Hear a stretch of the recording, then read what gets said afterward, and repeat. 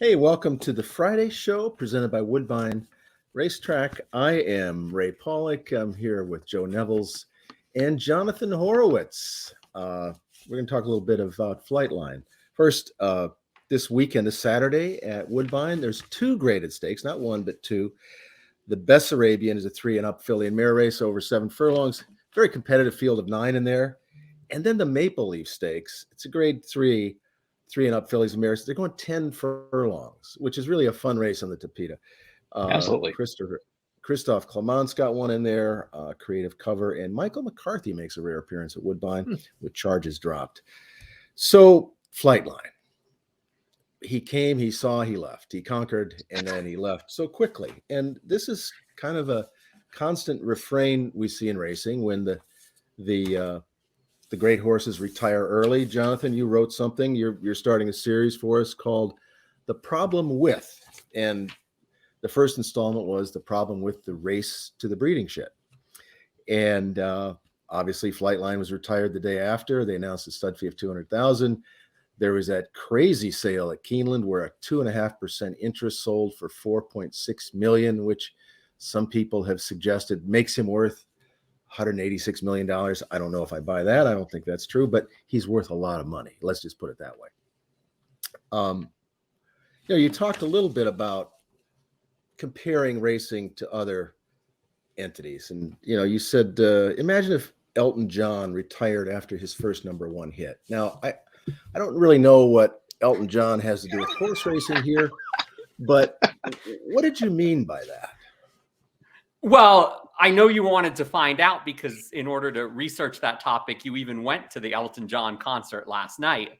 What I meant by that was there's an audience that is attracted to talent, whether that be musical talent in the case of Elton John or athletic talent in the case of Flightline or a boxer like Muhammad Ali. And we kind of welcome the athletes, the artists into our lives. And in horse racing, what we've come to see and in a bizarre way have become numb to accept is exactly how you open. You came, you see, and you leave. And just imagine, what it would have been like if Elton John had his first number one single and then we never heard another song from him. Or if Muhammad Ali won the heavyweight title and he hung up the gloves. Or if Michael Phelps only swam in one Olympics and never swam in another competitive race again. But that's racing.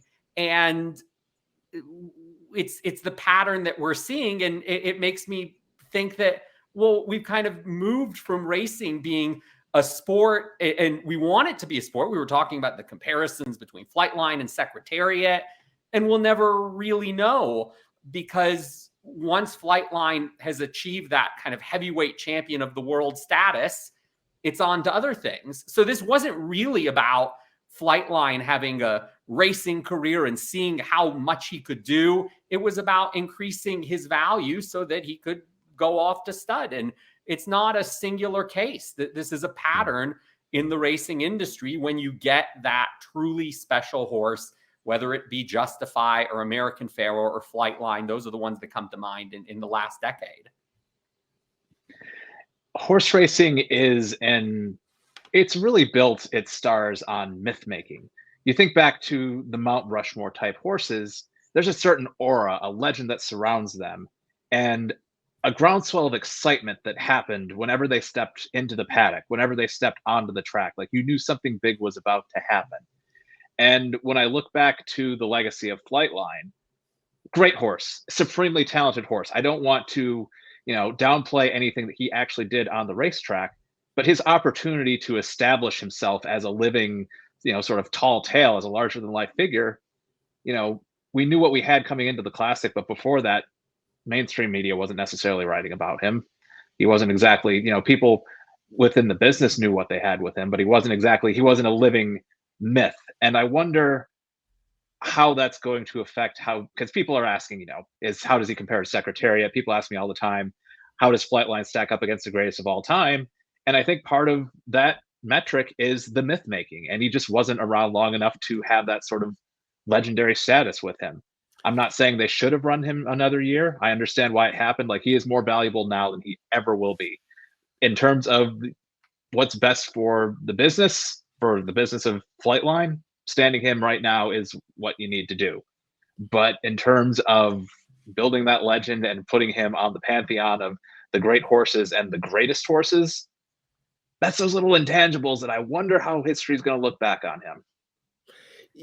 You know, I agree with what Joe said as far as the general public had never heard of Flightline before the Breeders' Cup, and after the Breeders' Cup, a few of them have.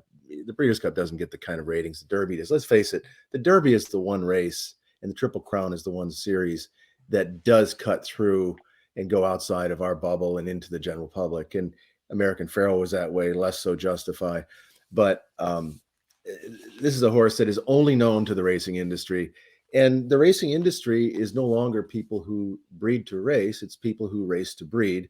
And then, you know, there are the other levels of the sport that, you know, the bread and butter horses, claiming horses, allowance horse, and all that. But people don't spend $1 million for a horse like Flightline, which this partnership did, so they can thrill the public and show what the horse can do over 5 years. They're doing it because it's an investment. And what I like about your proposed or your series that we have the one installment this week, Jonathan, is that you don't just, you know, wring your hands like a lot of us have done over the years. Oh, this is terrible, a horse retiring. You actually come up with a couple of, maybe not solutions, but some things to talk about. Why don't you talk about a little bit about comparing the Thoroughbred breed to some of the other breeds? Well, I just wanted to kind of put it out there, because what actually struck me when they announced the retirement of Flightline was that the general reaction, if you follow on Twitter or any social media platform, was, oh, well, that's a shame, but it was expected. And none of us were surprised that it played out that way.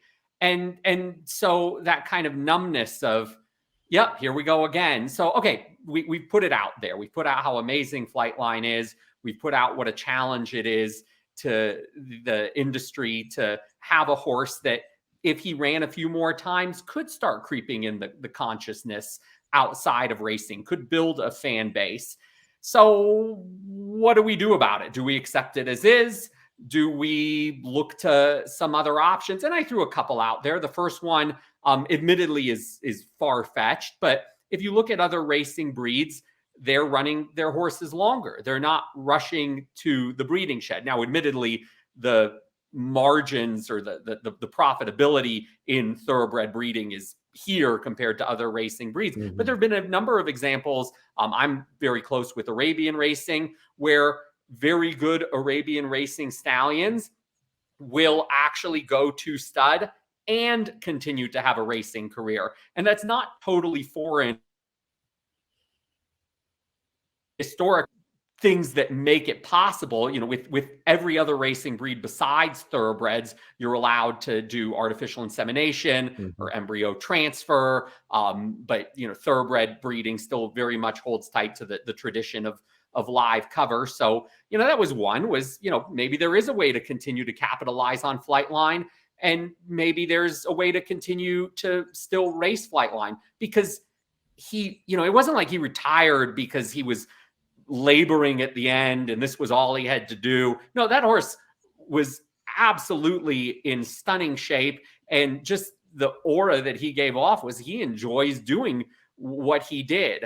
So that was one kind of far-fetched idea, but it's led to positive outcomes for Arabian racing, because now the horses of the year in Arabian racing from all the way back in 2015 are still running in 2022, and they're helping grow the profile of the sport. So that was one idea. And then the other idea that I threw out there was, there are other horses that race longer that, while not necessarily at the same level as Flightline, win big races, generate followings, and they're more on the state bred level. They're geldings, they're mares, and to be able to see a horse year after year after year, I think is worth celebrating, maybe even more so than the candle in the wind that we see with Flightline. Yeah. I see what you did there. I see what you did there. Yeah. Reference, huh? Yeah. So to go along on your second point, Jonathan, back a few years ago, I think it's probably 10 years ago at this point, I don't even remember. I remember the state of Ohio and its racetracks did a really good job promoting a horse named Cat Launch, who ran until he was 10 years old and showed up to the same 6 Ohio bred stakes races every year, won most of them. He made $1 million in the Ohio bred circuit. He hit the circuit every single year, and he brought a big effort every single year. And he was absolutely beloved in that state. He ended up retiring to old friends, and he was a local legend. Like, people turned out to see him. And that's the kind of thing that's harder to scale on a national level, because there are nerds like me who care about, Ohio racing if I'm not in Ohio because of stuff like this. But I understand that, someone in Des Moines who has never been to a racetrack before might not be as gravitated towards that. But I think it's something that we could push even harder, is sort of those local stars who you can rely upon to, it's the reliability. You talked about the 2015 Horse of the Year, Patty's Day. He has danced every single dance for the better part of a decade now. And it's the kind of horse that it's rewarding to follow them. And that's what's important for generating, horses that are worth rooting, is that it's worthwhile to follow them. And when they're hanging it up so quickly, why invest? Well, like a quote that really got me, because I've been totally engrossed in Flightline and what he's represented, and credit to his owners for putting themselves out there, putting the horse out there. But the day after the race, they announced his retirement, and I'm listening to a conversation that Terry Finley is having with Tom Stanley on Nick Luck's podcast, and I've enjoyed working with Nick and Tom in Saudi Arabia and other racing jurisdictions around the world. And Terry Finley says, I believe he's not really ours as much as he's the industry's. And I just want to know what that means. Regarding Flightline, I believe Flightline is not really ours, he's the industry's. That sounds amazing. That sounds so altruistic. Fine, race him. That's what the industry wants. Are we talking about the racing industry? Or are we talking about the breeding industry? So that was kind of the motivation for the column and the series, is what's really going on? And if he really is the industry's, how does that manifest itself now? Because we're not going to see him, and I'm not going to be able to breed to a $200,000 stallion. This all started, I think, with Secretariat, who a lot of people are saying, oh, why can't he be like Secretariat and do all these things? I think a lot of people forget that Secretariat retired at the end of his 3-year-old season. Yes, he ran more than Flightline did, but everybody ran more back in those days. But he was syndicated at 2 and retired at the end of his 3-year-old season. And that kind of started off. And the way the revenue is from stallions, I just don't see how this is going to change. They've tried it with the Pegasus, like, hey, just keep him in training for at least one more race, and we'll get one more glimpse of a superstar. A couple of horses have done that, as you pointed out in the Problem With series, but that really hasn't been a game changer, and I don't think anything will be, because he is worth more today than he'll ever be. Like Elton John stayed around 52 years, and his concert tickets are higher today than they ever were, I think, at least based on what I paid. That's not going to happen with a horse. You can't get any higher. He's going to be beating up, if he stayed in training next year, he'd be beating up on the same horses. In fact, they would probably avoid him, and we'd end up with some walkovers. And at the same time, oh, sorry, go ahead. Oh, no, please. Sorry. No, I defer to you, Joe. At the same time, they couldn't possibly, even if Flightline had run 20 times next year in all the richest races in the world, I highly doubt the purses that they could have made would equal or be greater than what he's going to make at stud this year. If he didn't retire to stud this year, they'd be leaving tens, if not, more millions on the table in terms of stud fees getting paid, in terms of everything, for what they'd get racing, for the ungodly insurance amounts that would be on there, for training costs, and for purse money has never been better, but it still can't hold a candle to what you can make at stud. And for a horse like him, all you can really do in terms of breeders are very, what have you done for me lately? If that horse had a hard sneeze in a race and didn't do something, he would be less than perfect, and his stud fee would go down, and they'd make less money the following year. The best case scenario would be that he continues to be great and he'd still stand for $200,000 next year if they just have 1 year less of revenue. You're 100% right. The one thing I'd like to see would be an owner, in the same way that you do see it with an owner of a basketball team or a baseball team or whatever sport, is to say, all right, we bought this horse for $1 million.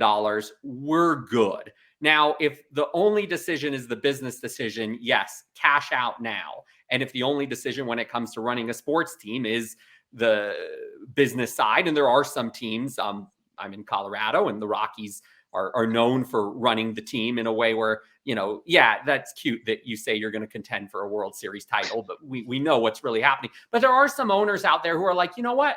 There's something to this. We want to see the horse win. And I don't think Flightline's value is going to go down to the point where, we've lost money on him. They're still going to do pretty well. But, if that quote is there, I truly believe he's not ours as much, he's not really ours as much as he's the industry's. If he's the industry's horse, one more year of racing would do so much good for the industry. And I'm, I feel like I'm almost here like pleading, like, please run the horse. But yeah, that's what we want to see. And we're not doing it to where it's going to hurt the owners. It may create some questions of, how do we insure them? We're seeing that we're not going to make $100 and whatever million, but it's possible because it happens in all sports and in other racing industries. And we're here in Thoroughbreds, just watching our stars come and go, and it just feels like a one-night stand. And after enough one-night stands, you're like, why am I even doing this? Let's have a more long-term relationship. Got to put a ring on it, man. All right. Well, listen. Beyonce. I was going to say, I'm mixing my musical references here, but I just. All right. Well, it was fun seeing Flightline. He's like a candle in the wind, like you said, Jonathan, and he is still standing at Lane's End. Another Elton John reference there. Maybe not one of his more popular songs. But that's going to do it for this week's Friday show. We really appreciate Jonathan joining us this week. Thank you, Jonathan, for the approach you took. Not just saying, hey, this is terrible, but hey, maybe we should think about doing this or try this in some way of keeping these horses in training a little longer. That's all we really would like to see. Well, thank you. Because, yeah, I think each of us comes to this because we truly love the sport, love these horses, and we want to see it succeed. So let's have those conversations and let's see what comes out of it. So I appreciate the chance to write it and to have a fun conversation with both of you. All right. Well, thanks, Jonathan. Thanks, Joe. And thanks to Woodbine for the sponsorship of the Friday show. We'll see you next time. We're still standing. Support award-winning independent horse industry journalism and become a Pollock Report Insider on Patreon. For as little as $5 a month, insiders get access to exclusive Q&As with Pollock Report staff, insight behind our editorial process, exclusive opinions and on-site analysis, Pollock Report merch, and more. This is not a paywall. The website you know and love will always be the same. But if you want more, and you want to make our coverage even better, visit patreon.com/Pollock Report and become a Pollock Report Insider today.